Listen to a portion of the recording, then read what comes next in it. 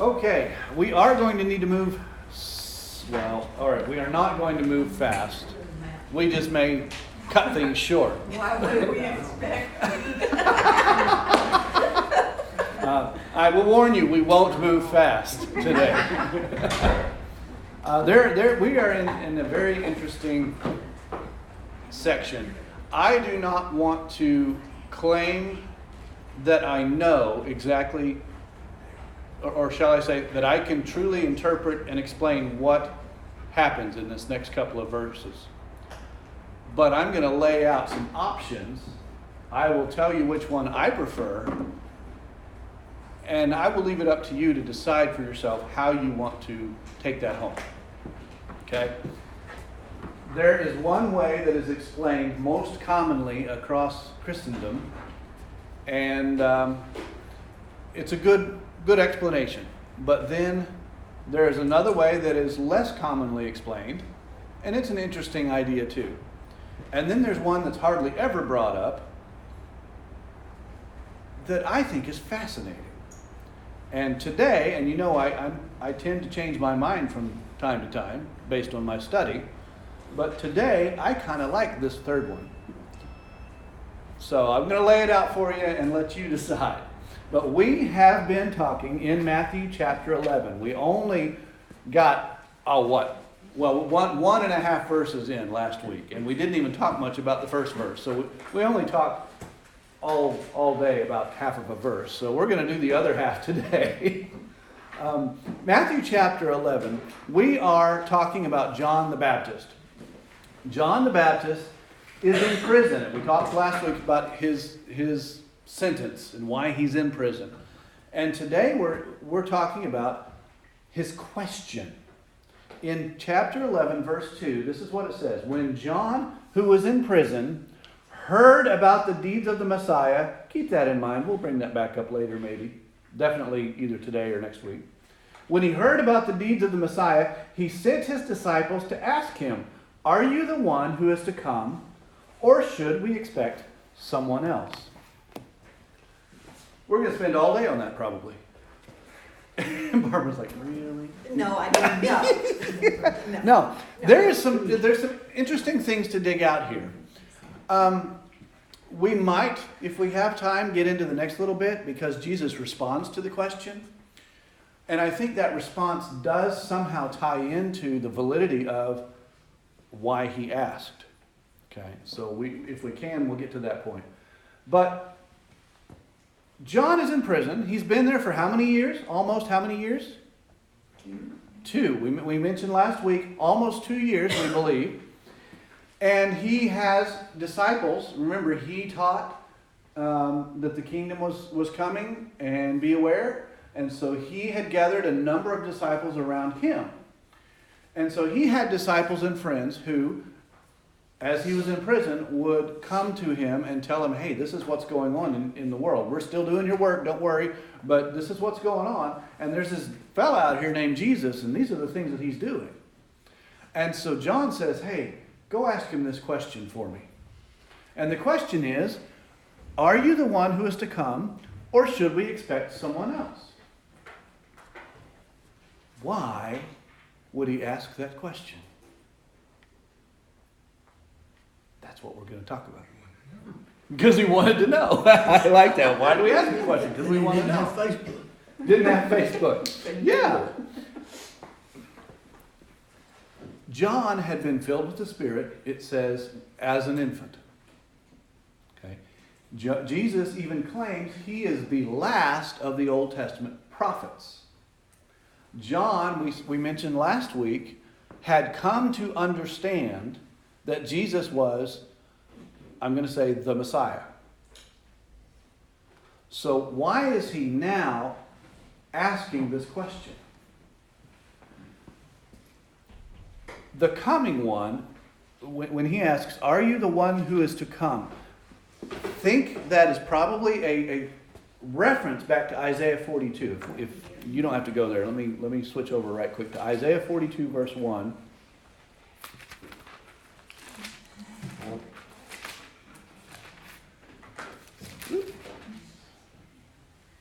And that is not where I was thinking. 42 verse 1. There we go. Here is my servant whom I uphold, my chosen one in whom I delight. I will put my spirit on him, and he will bring justice to the nations. He will not shout out or shout or cry out or raise his voice. He's talking about Jesus. A bruised reed he will not break. But he says, here is my chosen one. Well, that the coming one, the chosen one, we can also look in, this is an interesting thing. A lot of people forget that this is in here. Deuteronomy 18, Moses talks about this prophet that is to come.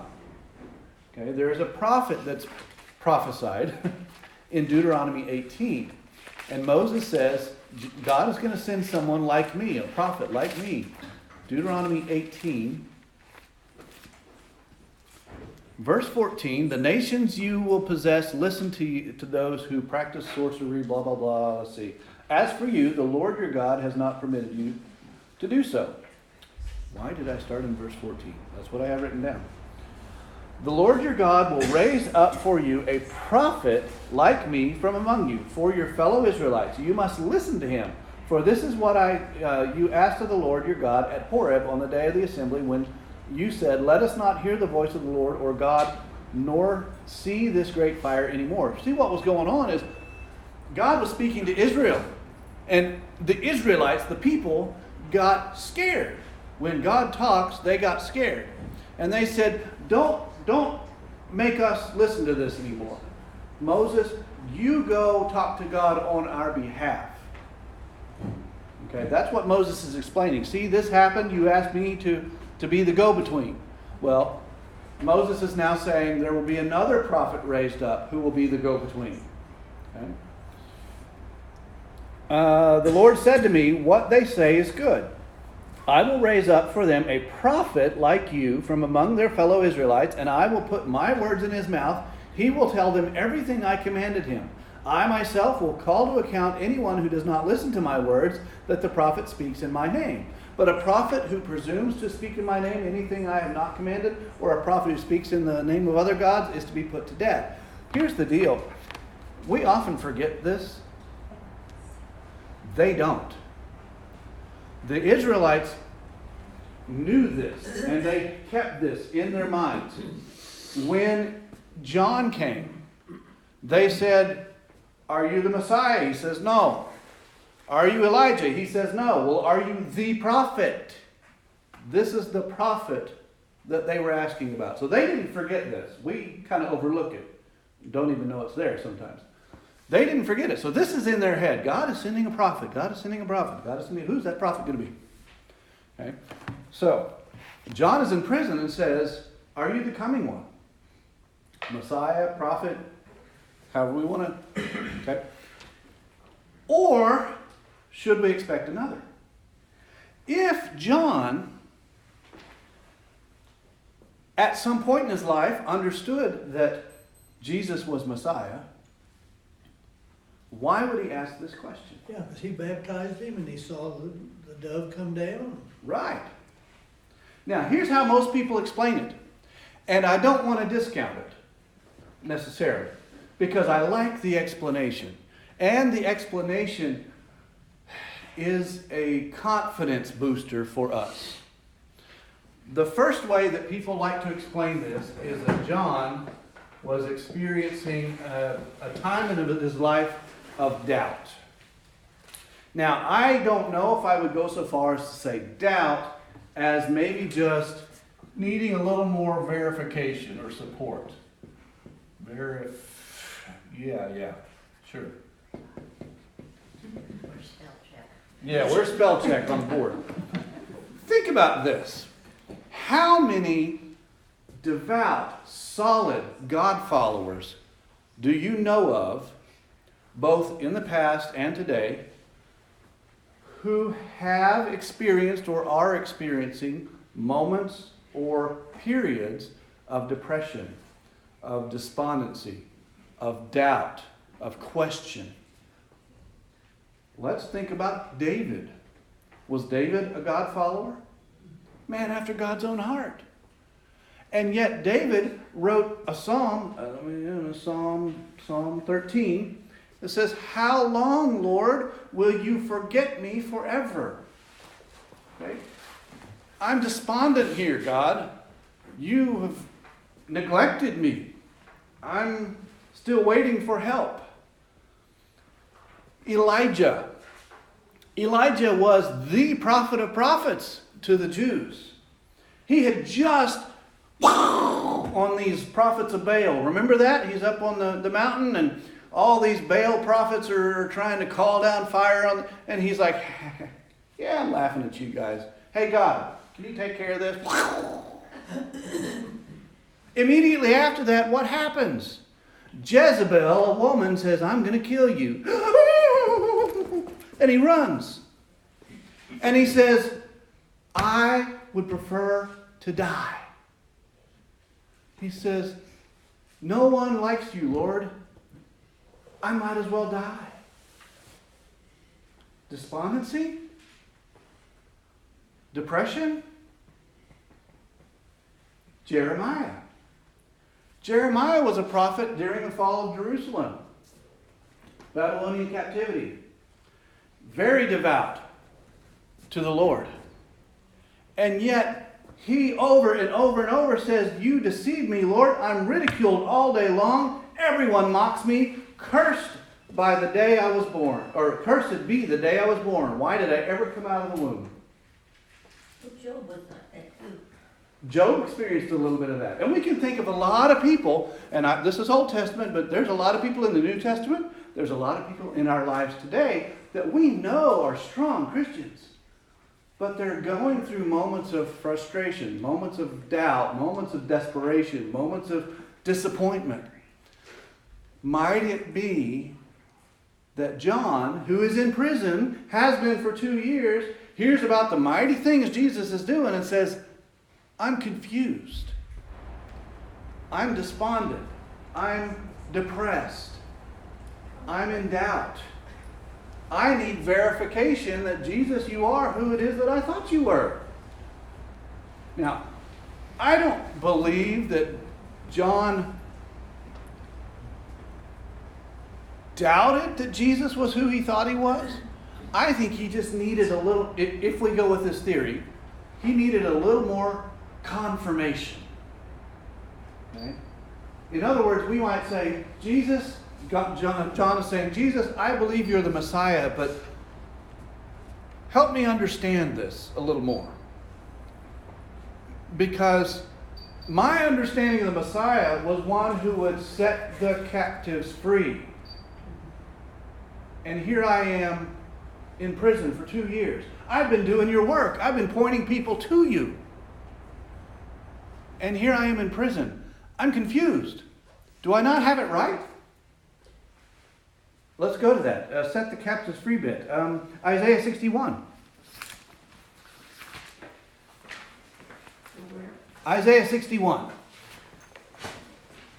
Verse 1. The Spirit of the Sovereign Lord is on me, Isaiah says, because... this is the prophecy. Spirit of the Sovereign Lord is on me, because the Lord has anointed me to proclaim good news to the poor. He has sent me to bind up the brokenhearted, to proclaim freedom for the captives. Wait a minute. If Jesus is that guy, I'm captive, I'm not free, I'm in prison, have been for a while.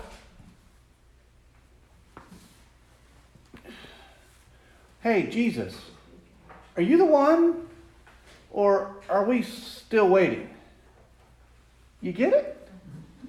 I mean, we can see, if we choose that perspective, we can see why John might be persuaded to ask that question.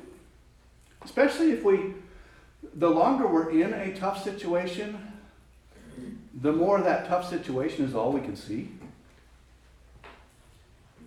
It's harder for us to see beyond the situation around us.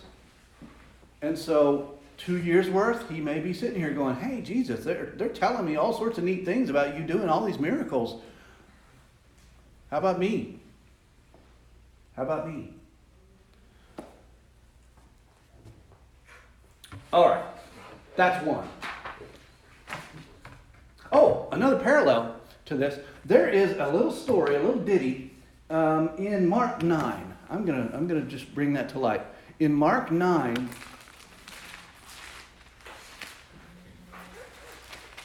when Jesus comes off the mountain, you remember the Mount of Transfiguration, and he had 3 disciples with him. The other disciples were still down below. And in Mark 9, and I have verse 14, when they came to the other disciples, they came off the mountain and they hooked up with the other disciples. They saw a large crowd around them and the teacher of the law arguing with them. As soon as the people saw Jesus, they were overwhelmed with wonder and ran to greet him. "What are you arguing about with them?" He asked. And a man in the crowd said, "Teacher, I brought you my son who is possessed by a spirit that has robbed him of speech. Whenever it seizes him, it throws him to the ground. He foams at the mouth, gnashes his teeth, and becomes rigid. I asked your disciples to drive out the spirit, but they could not."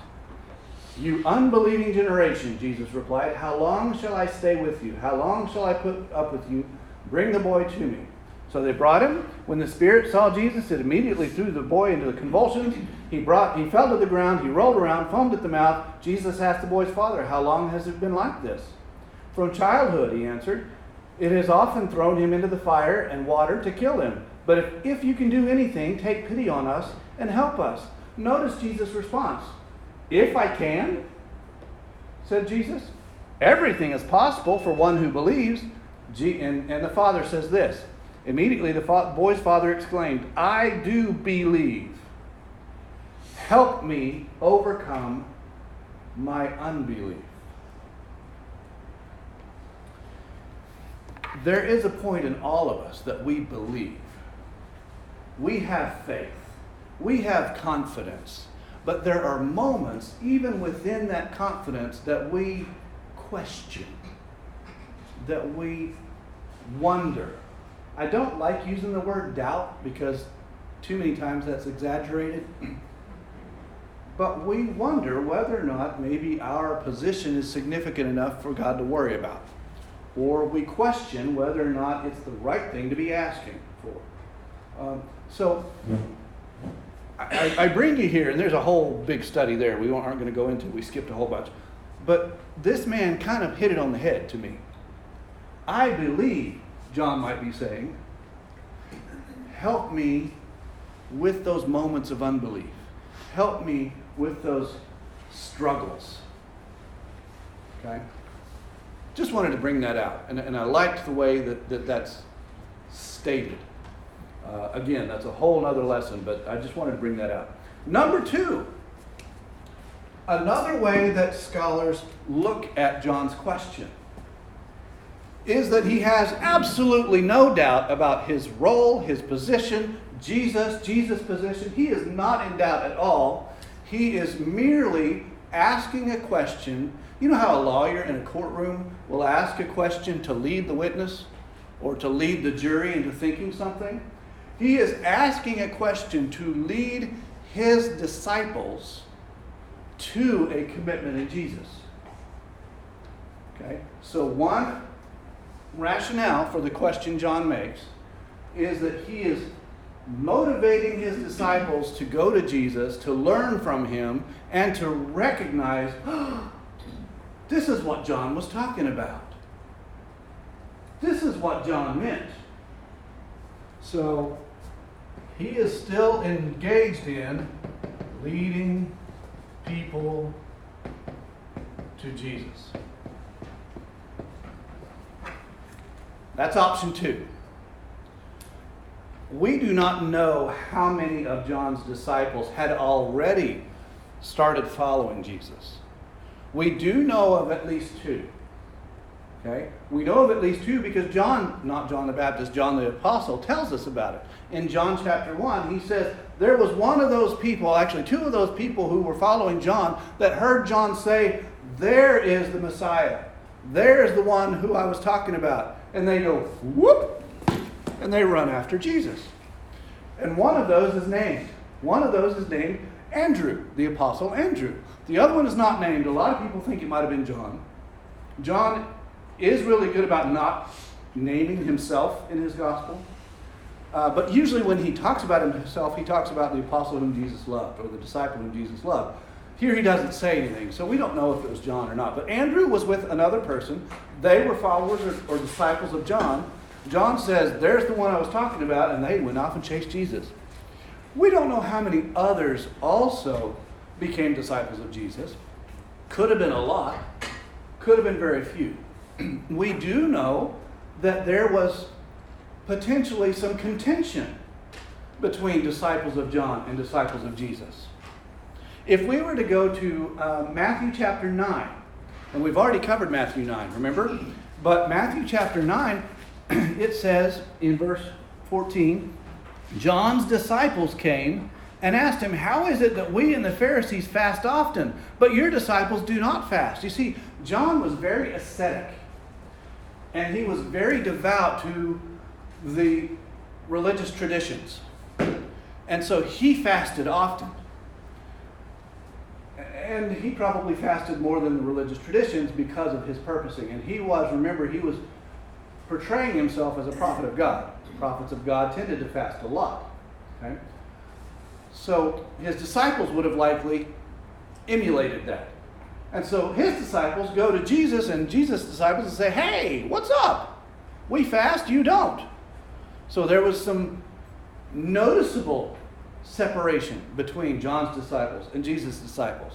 If we turn over to John chapter 3, we see another section here. In verse 22, Jesus and his disciples went into the Judean countryside where he spent some time with them and baptized. John also was baptizing because there was plenty of water at this place.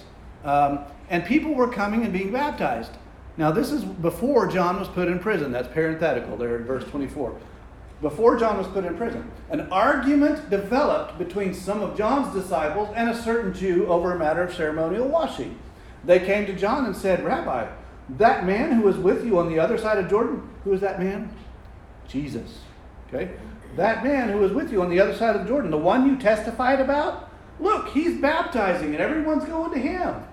To this, John replied, a person can receive only what is given them from heaven.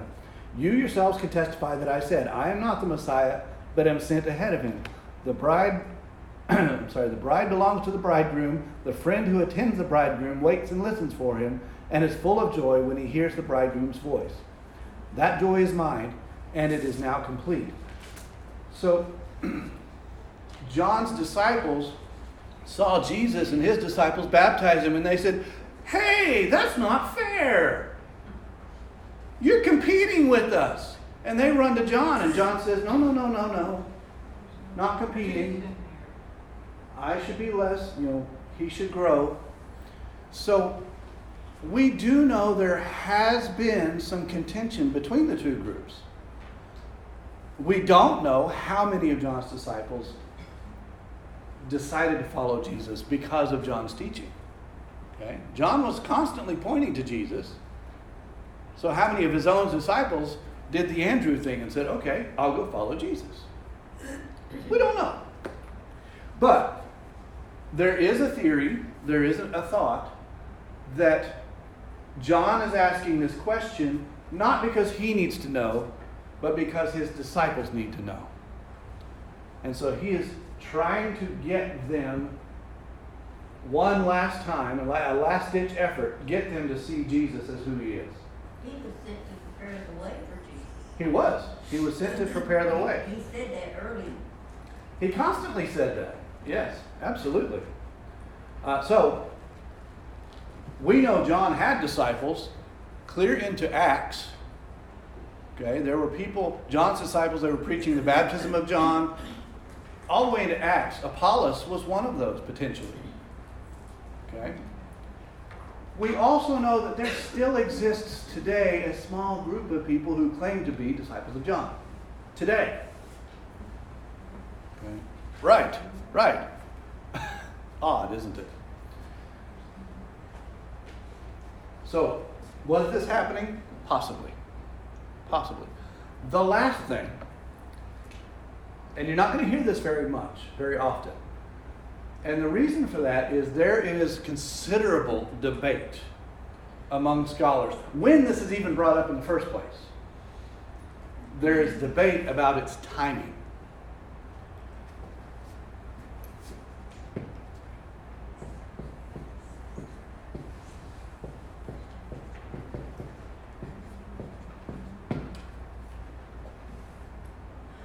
Two Messiahs. I figured I'd get you with that one. I'm going to stretch your minds a little bit today.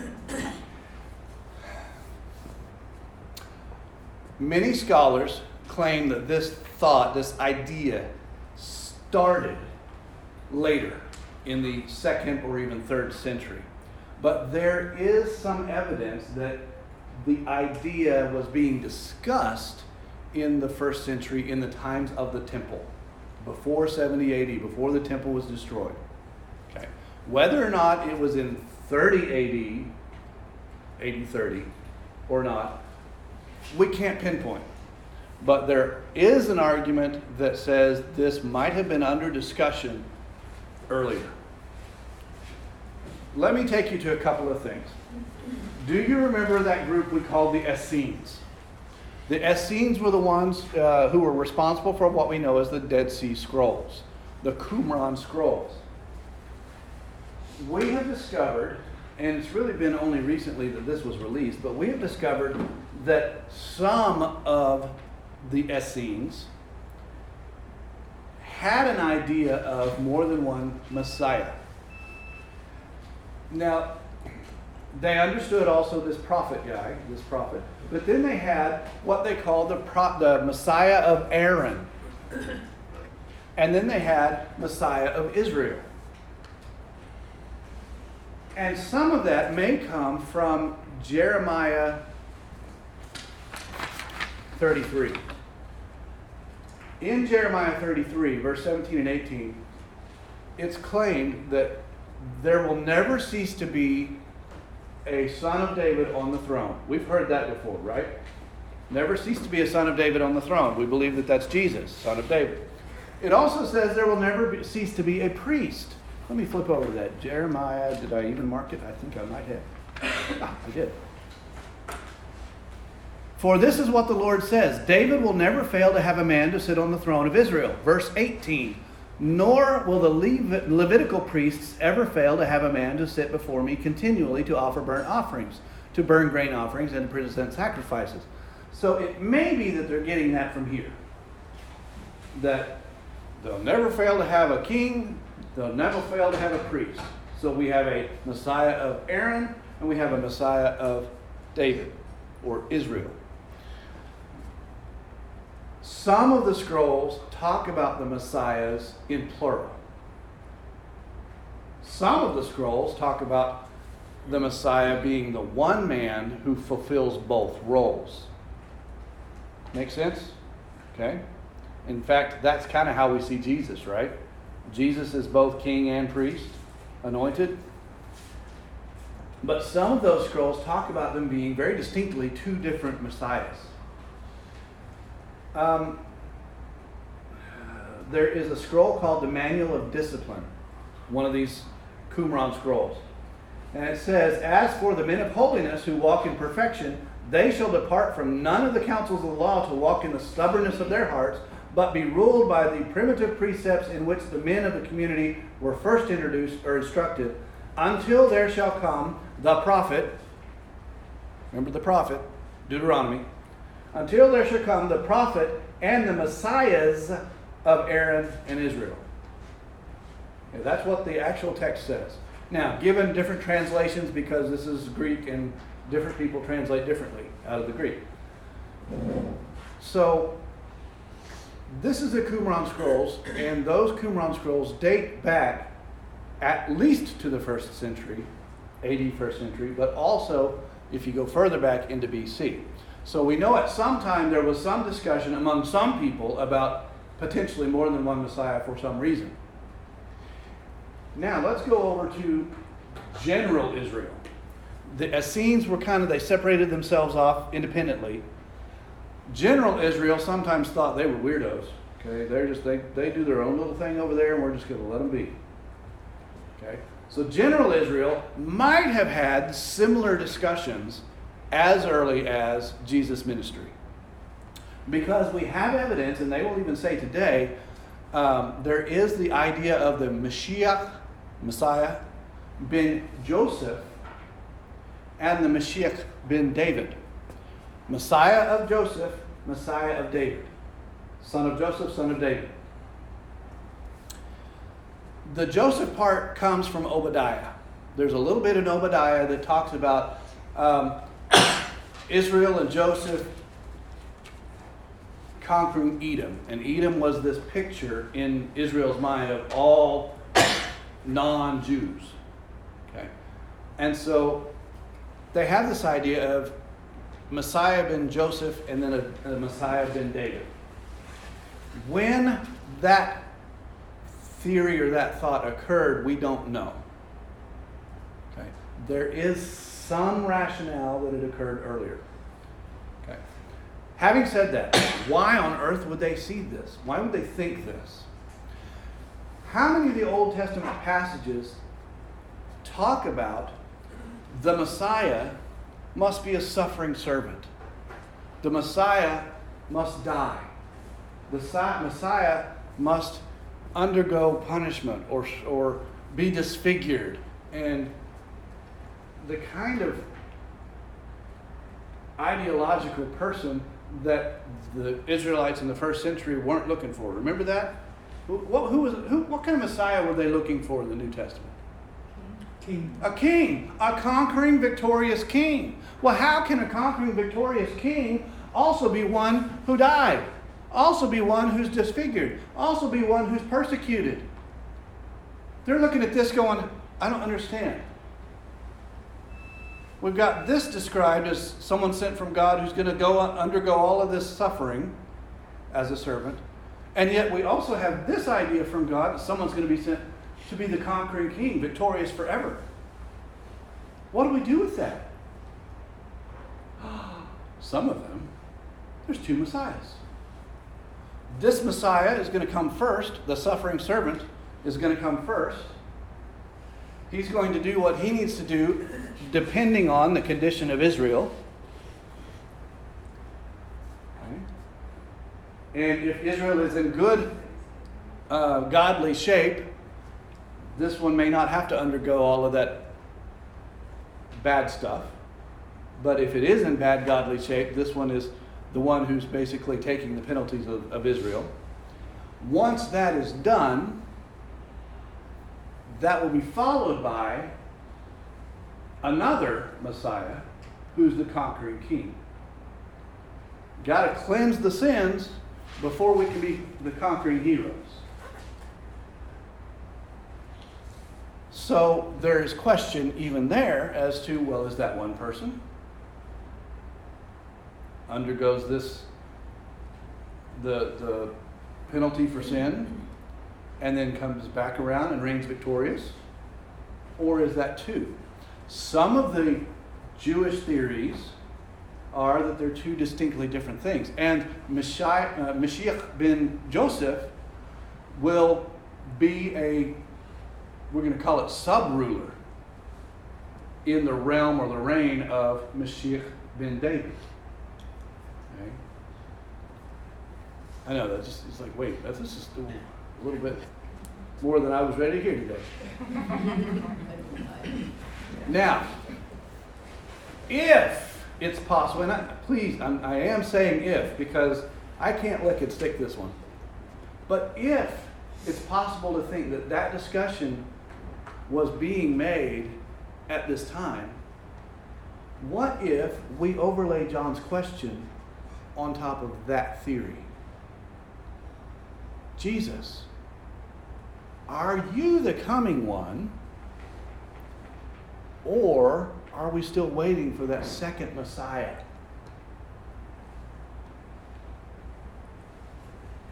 It wasn't that in this theory, it wasn't that John doubted anything.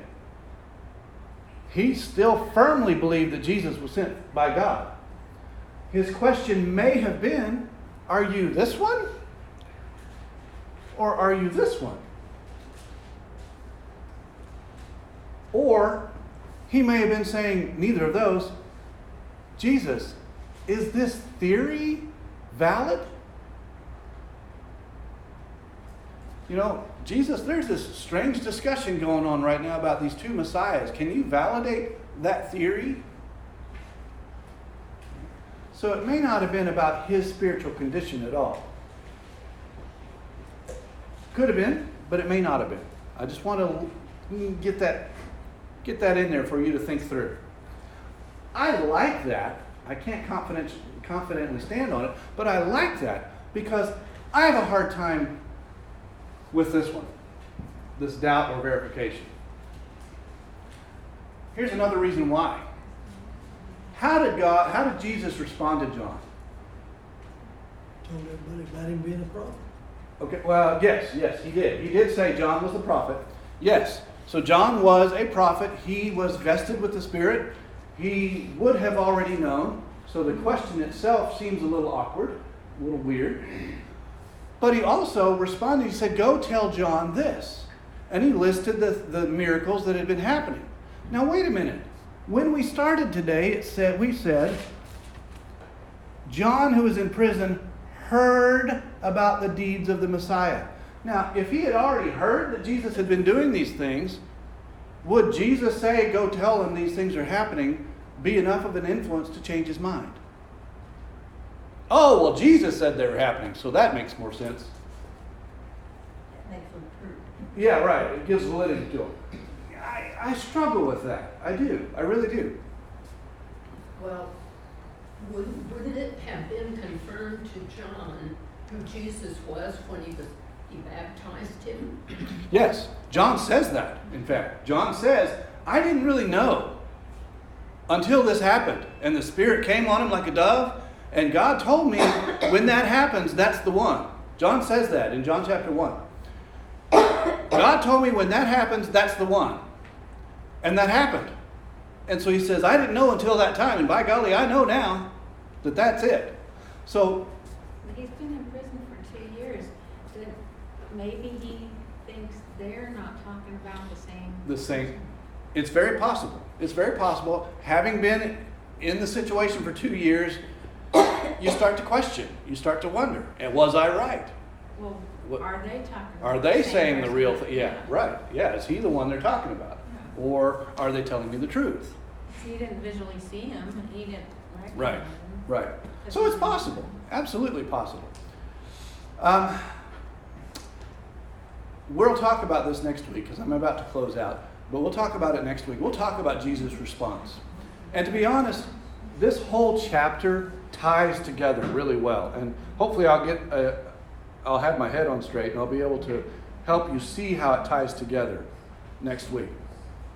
Because it almost seems like Jesus is all over the map in this chapter, but he's not. And we'll be able to talk through that. But one of the things he talks about is he responds with what sounds like a formula. Go tell John this. And there's a formula, it's a formulaic statement. A lot of people today, Christians today, say, well, he's gone back to Isaiah, and Isaiah does prophesy when this happens, this happens, this happens, this happens. That's what's my Messiah is going to do. But one of the things that Jesus says is the dead will live. Isaiah never says that. Isaiah never says the dead will live. However, the Essene scrolls do. Whoa. The Essene scrolls actually have somewhat of that same formula in them. So, and you guys know, I've been talking about the possibility that John had some association with the Essenes. So, Jesus' response to John probably meant more to John than it does to us. Because if he's asking this question about these multiple messiahs maybe, and the multiple messiahs comes from potentially the Essene scrolls, and he's saying, look, these things are happening.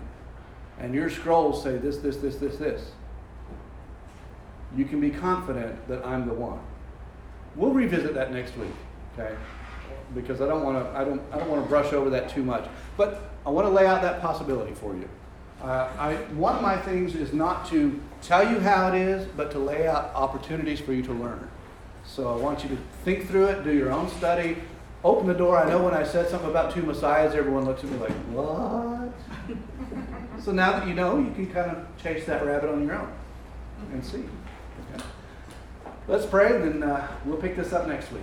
Father, thank you so much for your glory. Thank you for your protection. Thank you for your love. But Father, we thank you most for your Son. We know that he didn't have to come to this earth. He didn't have to save us, but he chose to. And because he did, we can look forward to heaven, to glory with you. We're so thankful for that. Help us to walk each step of this life in scope of the next life. And help us to shine your light so others may see you through us. Thank you, Father, for the opportunity to live and shine for you. It's through your Son we pray.